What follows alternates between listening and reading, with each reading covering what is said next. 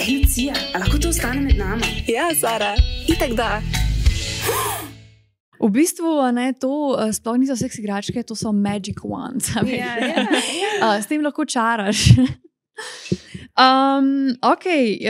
Jaz sem prinesla te stekline dildote, ker so mi ful lepi. Zato, ker so mi tudi zelo dobri za samoljubljenje, samozadovoljevanje, raziskovanje sebe, ker so iztekla. To pomeni, da so pač ful higienski. In mene dobro, ker se segrejo na tvojo temperaturo.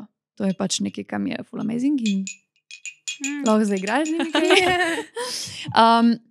Te dva sta v bistvu iztekla. Meni ima ta ful sta mi lepa. Sicer zdaj ful je dobro, ker jih lahko uporabljaš za praktično vse in za vagino in za anus. Naprimer, ta del je mogoče bolj za anus, ta del je prav za G-spot.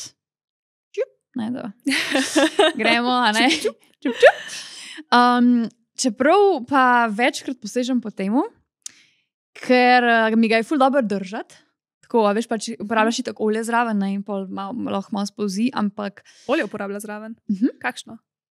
V bistvu, čim bolj naravno, ekološko pridelano, kaj še tudi deviško, kokosovo olje, ekstra deviško kokosovo olje, pač res uporabljam tisto, kar je tako res dobro za mojo kožo. Kokosovo olje drugač ne gre s kondomi, fun fact, oziroma da poudarimo, ne. Olje nasploh. Olje nasploh, ja. Ampak z lateks kondomi. Recimo skin kondomi, ki so pa iz poliuterana, kaj že, neke te druge sestavine, tisto pa lahko. Tako da tam je ful dober, zato ker všeč mi je tudi, ker je malo bolj trd in lažji v bistvu z njim pritisneš na G-spot, hkrati pa lahko v bistvu te stvari uporabljaš tudi za healing. Pač v vagini noter je veliko vozlov. Ko imamo vozle na hrbtu, ki nastanejo zaradi stresa, tako nastanejo tudi vozli v vagini. In je fajn, da te vozle sproščaš. Torej, sproščaš jih pa tako, da pritisneš na njih in da jih predihaš. Naprimer, jaz delam to tudi, izvajam tudi sama joni masaže za ženske, zaradi tega, ker velikrat pač se noter naberejo, zaradi travm se naredijo te vozli. In to lahko boli pri spolnih odnosih in je fajn to sprostiti. Tako da, če hočeš si sam narediti praktično joni masažo in temu se reče de-armoring, potem ti pač priporočam nekaj malo bolj tržga, ker težji silikonskim pač pritisneš. S prstom je pa težko, pač iskreno. Edina stvar, ki me mati narava ni dobro obdarila, so moji kratki prsti. In nekako so toliko malo prekratki, da težko najdem dobro pozicijo za sebe, da bi si izvajala de-armoring, tako da v bistvu te stvari ful prav pridejo. Tale je pa v bistvu kristal, to je obsidian kristal. In lahko narediš v bistvu še tak malo bolj energetski healing s tem zraven, ker je ful močen in se si lahko pogledate, kaj so v bistvu, a ti mogoče veš? Ne.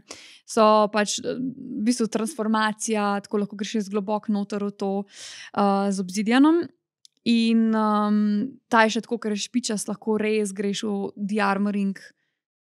Torej, rečemo, če greš v vagino noter, v bistvu greš po uri, 12, 6, 9 in pritiskaš in predihuješ in pa greš spet malo bolj noter in 12, 6, 9 in malo bolj noter 12, 6, 9.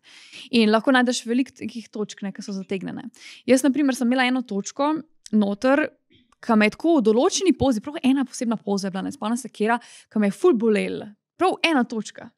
In potem sem jaz enkrat to sem šla na eno terapijo in sem v bistvu prišla do te točke in sem jo predihvala, in mi je popustila. In takrat naprej pač ne čutim več tam bolečine. Je pa ful zanimiv, ker nisem tako, da se je bolečina fizična sprostila. Sprostili so se kar neki spomini, pa kar nek portal je bil, pa ne vem, pač to je tako čisto uno fakta. Pa je na koncu že kar, da si na gobicah, pa sam pač imaš dildo v roki. Tako da ja,